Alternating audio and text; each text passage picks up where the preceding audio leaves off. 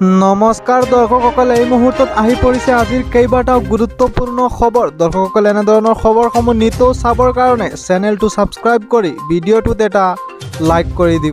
দৰ্শকসকল, আজিৰ প্ৰথমটো খবৰ হৈছে এটা ডাঙৰ খবৰ। ৰাছিয়া আৰু ইউক্ৰেইনৰ যুঁজৰ মাজতেই বদৰপুৰত 2 ইউক্ৰেইনিয়ানক আটক।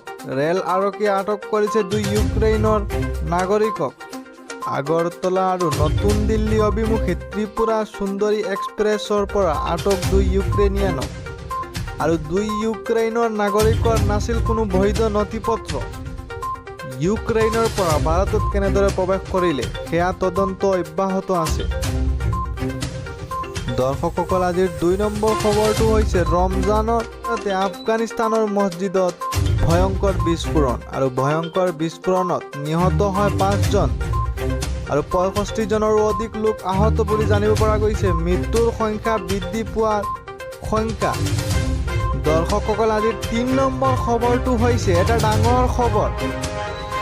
6টাকৈ সন্ত্ৰাসবাদীক গুলীয়াই হত্যা সেনাৰ। আৰু জম্মু কাশ্মীৰত সেনাৰ বৃহৎ সফলতা। পৃথক পৃথক আস্থানত সেনাৰ এনকাউণ্টাৰ আৰু সেনাৰ অভিযানত 6টাকৈ সন্ত্ৰাসবাদী নিহত। অভিযানত শ্বহীদ এজন ভাৰতীয় সেনা, গুৰুত্বৰ বাবে আহত 4 জন সেনাৰ জোৱান। আৰু 2 দিনৰ পাছত জম্মু কাশ্মীৰলৈ যাব প্ৰধানমন্ত্ৰী নৰেন্দ্ৰ মোদী। আৰু মোদীৰ ভ্ৰমণৰ বিৰুদ্ধে সেনাৰ বৃহৎ সফলতা। দৰ্শকসকল, আজিৰ 4 নম্বৰ খবৰটো হৈছে কোকৰাঝাৰৰ আদালতত হাজিৰ কংগ্ৰেছৰ বিধায়ক জিগ্নেশ মেৱানী।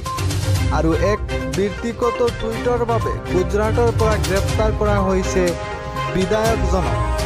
আৰু আহমেদাবাদৰ পৰা বিমান যোগে অনা হৈছে বিধায়ক জিগ্নেশ মেৱানী।